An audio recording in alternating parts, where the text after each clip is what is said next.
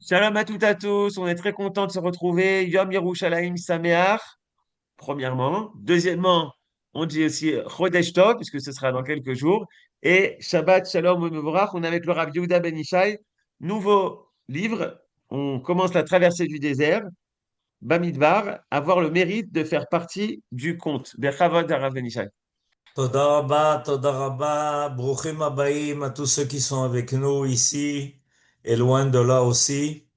Et comme vient de dire notre ami Aaron, on a beaucoup de brachot à donner aujourd'hui. Et Yerushalayim vous envoie une drichat shalom pour tous ceux qui sont loin de Yerushalayim. Chag Sameach, vous ne pouvez pas vous imaginer la joie qu'il y a dans les rues de Yerushalayim, la lumière qui apparaît à Yerushalayim, et il suffit de rencontrer des gens pour comprendre que la Shrina est là. Ensuite, évidemment, on a le Shabbat qui vient, et tout de suite, à Motzei Shabbat, on a Rosh Chodesh Sivan qui va nous préparer évidemment à la fête de Shavuot. Alors, on a beaucoup d'événements et on va essayer aujourd'hui, Bezrat Hashem, d'amener un enseignement qui convient à tous ces événements en même temps. Alors, on commence le Chumash de Bamidbar. Le Chumash de Bamidbar porte un nom. Il s'appelle Chumash HaPekudim, c'est-à-dire le Chumash des dénombres. Il faut dénombrer les enfants d'Israël. Or, les commentateurs vont se poser la question. Pourquoi est-ce que il est nécessaire à nouveau de dénombrer les enfants d'Israël? D'après Rashi, ça se fait pour la troisième fois. Pour la troisième fois, Akadosh Baruch Hu ordonne à Moshe et à Aaron de dénombrer les enfants d'Israël. Rachid dit que la première fois, ça a été lorsqu'on est sorti d'Égypte. Évidemment, quand on est sorti d'Égypte, on a quitté le joug du pharaon. Il n'est plus le dominateur, il n'est plus celui qui va nous dicter quoi faire. On passe sous la malchoute de Akadosh Baruch Hu. Quand un melech, quand un roi prend son poste à la tête du royaume, il veut savoir évidemment combien de citoyens il a à diriger. La deuxième fois, nous dit Rashi, ça a été après la faute du veau d'or, après Chet à Hegel. Et Akadosh Baruch Hu voulait savoir combien restait de ceux qui n'avaient pas fauté. Merci. Toda Rabba. Regardez, vous avez et les versets du début de la paracha. Aaron nous a tout ordonné, tout mis en place.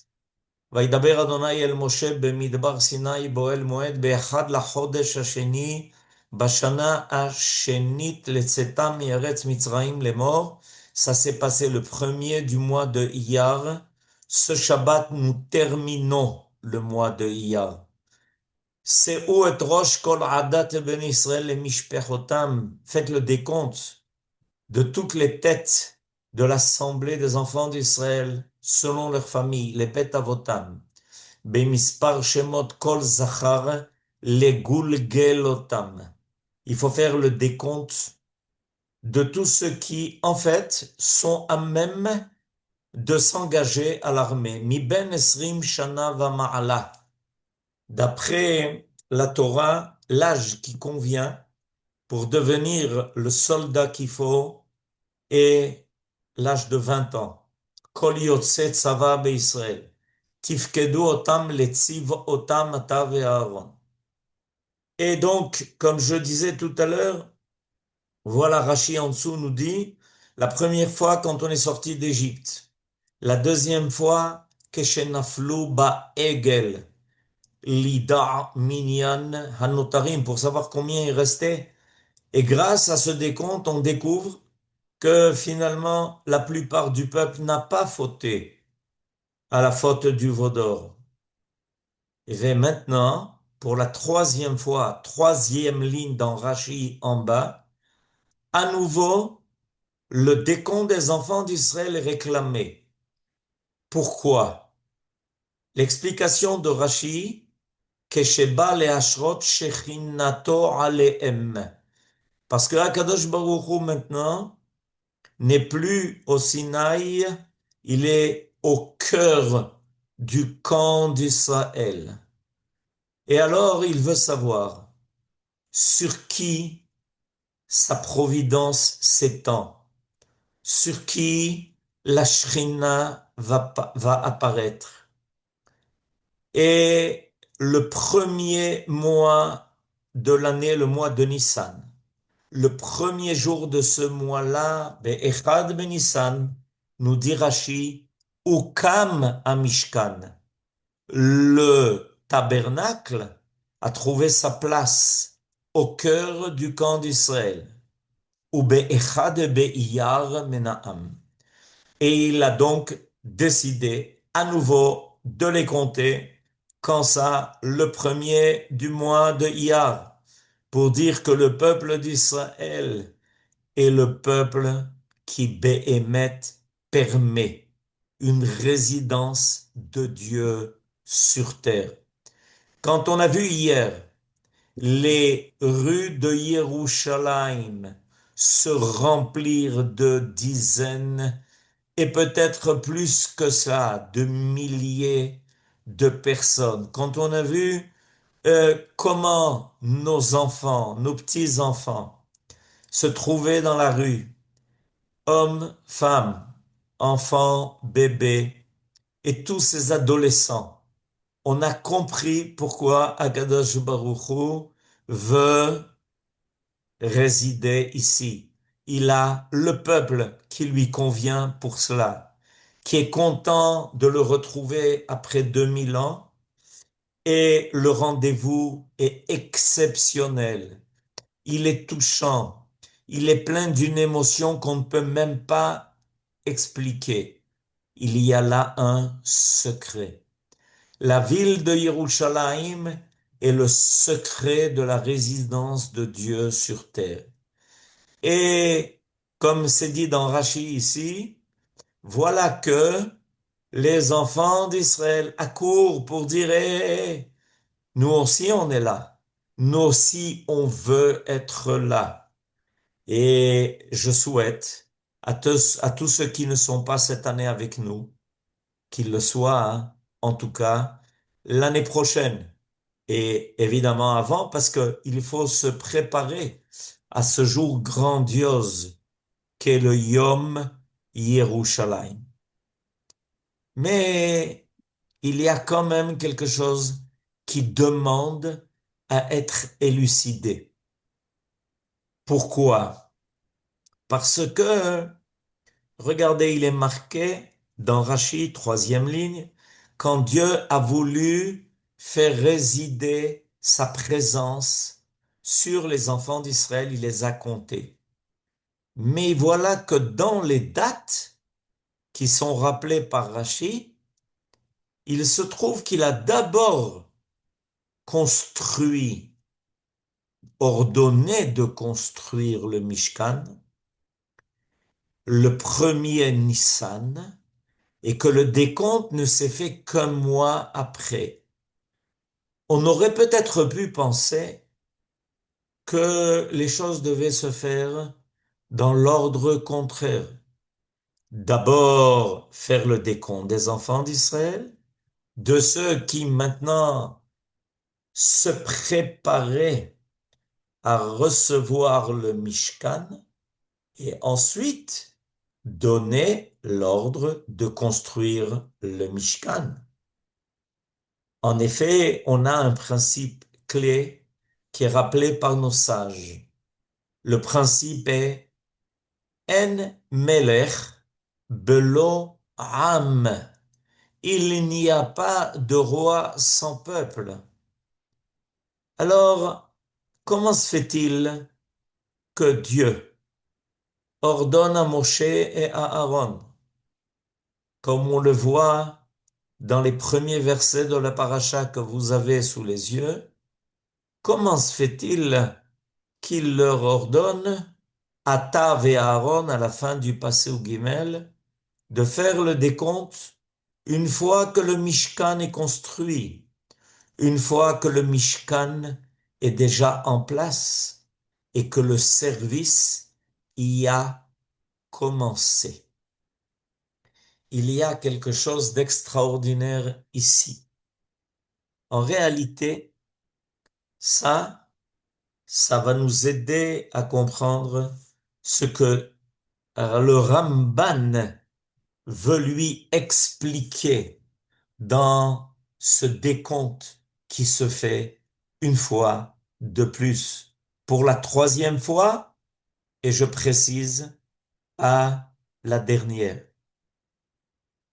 En fait, le Ramban va dire que ce décompte est le décompte qui prépare les enfants d'Israël à leur entrée en Eretz Israël. Si il n'y avait pas eu plus tard, c'est dans pas tellement longtemps que ça, il n'y avait pas eu la faute des explorateurs, alors après ce décompte, on serait parti directement pour franchir le Jourdain et rentrer en Eretz Israël. On serait parti à la conquête d'Eretz Israël. Ça n'aurait pas pris de temps. On n'aurait pas dû rester 40 ans dans le désert. Et nous dit le Ramban, voilà pourquoi il est précisé que le décompte ici va se faire à partir des hommes qui ont 20 ans et plus, tous ceux qui, en fait, sont prêts à s'engager dans l'armée pour faire partie de la conquête d'Eretz Israël. Alors là, l'ordre est très précis. En fait, on est sorti d'Égypte, on est allé au Sinaï, on a reçu la Torah. Il y a eu une faute qu'il a fallu récupérer. Et le peuple d'Israël a prouvé qu'il était capable de reconnaître ses fautes et ses erreurs, qu'il était capable de se repentir, qu'il était capable d'être le réceptacle de la révélation de Dieu sur terre. Et après que les deux premières tables aient été brisées, le peuple d'Israël a réussi à tirer à nouveau des cieux les deuxièmes tables pour dire nous sommes dignes de ta loi, nous sommes dignes de ta Torah, nous sommes bien les dépositaires de ta sagesse sur terre. Et Dieu a accepté la tchouva des enfants d'Israël. Et on est arrivé à Yom Kippour. Et à Yom Kippour, les enfants d'Israël reçoivent de Moshe Rabbeinu les deuxièmes tables qui vont être déposées dans le Mishkan qui va être construit pour servir de réceptacle à la présence de Dieu, qui cette fois va être définitive au sein du camp d'Israël. Et ils se mettent tout de suite à la construction du Mishkan, après Yom Kippourim, après avoir rassemblé de tous ceux qui ont le cœur de donner, qui veulent voir Dieu résider parmi eux. Tout ce qu'il fallait, tout ce qui était nécessaire pour que finalement ces tables-là, ces tables divines se trouvent au sein du camp d'Israël. La Shrina est là, la Shrina est présente. Les enfants d'Israël en sont maintenant assurés. Et alors Akadosh Baruch Hu va dire à ce moment-là aux enfants d'Israël qui sentent de très près les ailes, non seulement des Kruvim, des chérubins, mais les ailes de la Shrina qui sont là pour les accompagner, les protéger, les aider, les encourager, leur donner toute la force nécessaire pour les inspirer et leur dire, allez mes enfants, on continue, on est sorti d'Égypte, vous avez reçu ma Torah, vous m'avez fait une résidence parmi vous, et ensemble maintenant, on va partir à la conquête d'Eret Israël. Personne ne pourra vous arrêter. Personne ne pourra empêcher votre entrée en Eretz Israël. Personne ne pourra bloquer la route qui mène à Jérusalem, à Yerushalayim.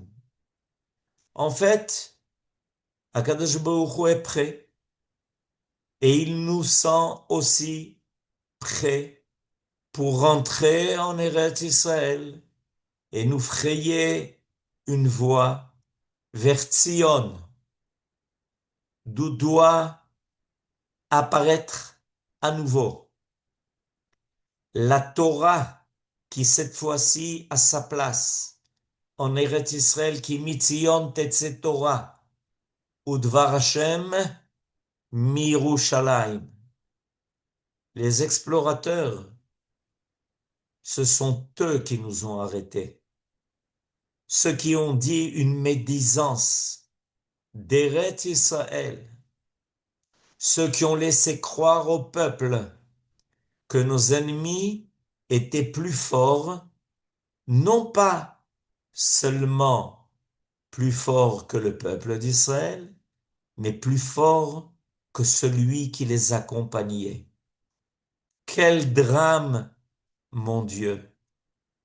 Alors que Dieu est au sein de notre camp, alors que Dieu réside parmi nous, alors que les tables qui sont descendues du Sinaï reposent au cœur même du camp d'Israël, les explorateurs de leurs propres mains arrêtent notre avancée. Mais ça ne peut pas continuer. Tous ceux qui n'ont pas cru que le but était l'entrée en Eretz Israël vont rester en dehors d'Eretz Israël. Va naître une nouvelle génération.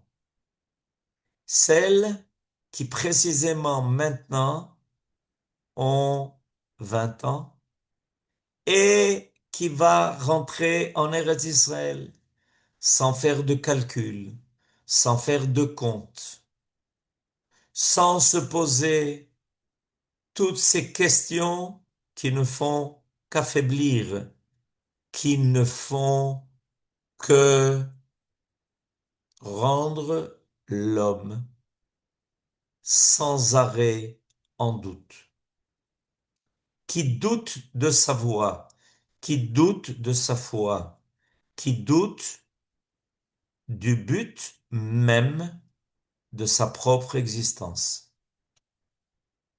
Et voilà que finalement, ceux qui n'auront pas été distraits par ces idées néfastes que les Miraglim ont essayé d'insérer dans le peuple.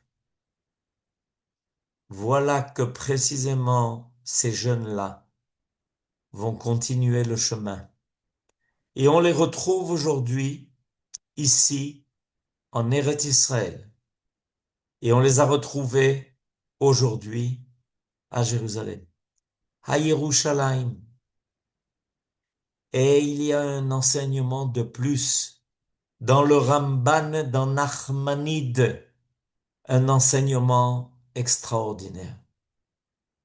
Quand Moshe et Aaron ont fait le décompte de ceux qui devaient être comptés, le décompte ne s'est pas fait en vrac. Il ne s'est pas fait par le père de la famille qui venait et qui venait dire, voilà, moi j'ai 5 enfants. Alors on cochait que dans cette famille, il y avait le père, la mère et 5 enfants. Ça ne s'est pas fait comme ça. Ça s'est fait autrement, enseigne Nachmanide. Ça s'est fait par le fait que chacun s'est présenté devant Moshe et Aaron. Nachmanide va dire devant le roi et devant le Kohen Gadol. Et ils vont chacun recevoir une bracha. Chacun, chacun de ceux qui se sont présentés ont reçu personnellement du roi, du Rav, de Moshe, de Aaron, le Kohen Gadol. Ils ont reçu de leur propre bouche, de leur propre voix. Ils ont reçu une bracha. Quelle chance d'avoir reçu de Moshe Rabbeinu lui-même et de Aaron une bracha personnelle. Personne n'a voulu renoncer à cela. Et je vais vous lire la bracha. Vechen lekulam zchut bamispar sheimanu lifnei Moshe ve'Aaron. Tout le monde voulait faire partie de ce décompte. Chacun veut être dans cette statistique de ceux qui sont présents à ce moment-là, devant Moshe et Aaron.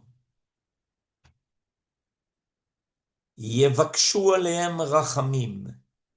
Et ils ont prié pour chacun.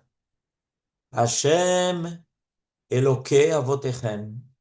Que l'Éternel, le Dieu de vos pères, Yosef alechem, qu'il vous rajoute, Kachem elef pe'amim, qu'il vous rende nombreux, que vous soyez multipliés par 1000, velo yamait misparchem, et que votre nombre ne descende jamais. Ve'ashekalim kofer al nafshotechem. Et tout ce que vous avez donné pour construire le Mishkan sert de kapara et ça va vous protéger. Vous vous rendez compte un peu de ce qui s'est passé dans ce décompte qui s'est fait? Tous ceux qui étaient présents à ce moment-là se sont tenus devant Moshe et Aaron, un par un. Personne n'a voulu renoncer à cela. Combien de temps chacun a attendu sans broncher, avec quelle patience, avec quelle force, parce qu'il voulait faire partie du compte, parce qu'il voulait faire partie du décompte des citoyens d'Israël. Personne ne voulait être en dehors du camp d'Israël. Tout le monde voulait profiter de la présence de Dieu, de la présence de celui qui, par l'intermédiaire de Moshe et de Aaron, allait être béni. Et je vais vous dire, c'est le sentiment que nous avons, nous, eu, quand hier et aujourd'hui, nous étions dans les rues de Yerushalayim. Et aujourd'hui, au Kotel, en plus, le sentiment de se dire, on ne veut pas être absent. On ne veut pas ne pas faire partie de ce compte. Akadosh Baruch Hu fait apparaître sa présence. Il fait apparaître sa providence. Il nous montre par tous les miracles et par toutes les victoires que nous avons qu'il est là, avec nous, avec nos soldats, avec notre armée. Et on se dit, surtout, ne pas rater cela. Surtout, avoir le mérite d'être ceux qui sont aujourd'hui comptés par Dieu et qui nous tient sous ses ailes et qui nous fait progresser. Nos soldats, à la guerre des 6 jours, sont arrivés au Kotel. Ils ont entendu le chauffard sonné par le Rav Goren. Ils ont entendu Shechianu vekiemanu veigianu lazman hazeh. Tout le monde a éclaté en pleurs, de joie et d'émotion.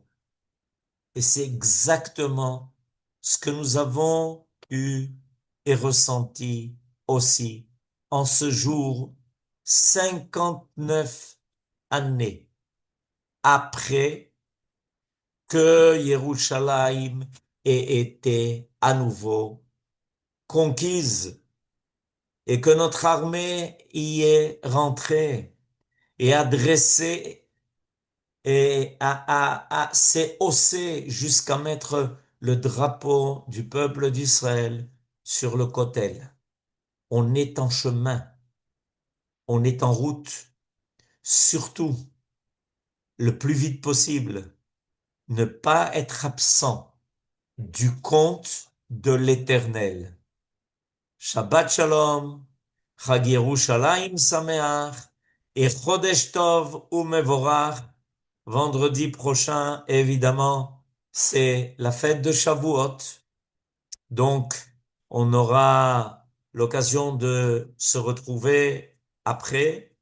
Et donc, on vous dit aussi Chag Sameach et que Bezrat Hashem, on ait le mérite de voir que la Torah apparaisse de Tzion et de Yerushalayim.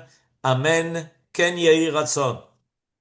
Kol Tuv. Amen. Chag Sameach à Amen. tous. Shabbat Shalom. Amen. Un double Chag Sameach pour Amen. Shavuot et pour Yom Yerushalayim. Chag Sameach, Shabbat Shalom, Shabbat Chodesh Tov. Shalom. Chag Sameach. תודה Shabbat רבה, Shalom, חברנו. merci Shabbat beaucoup, Rav. Shalom.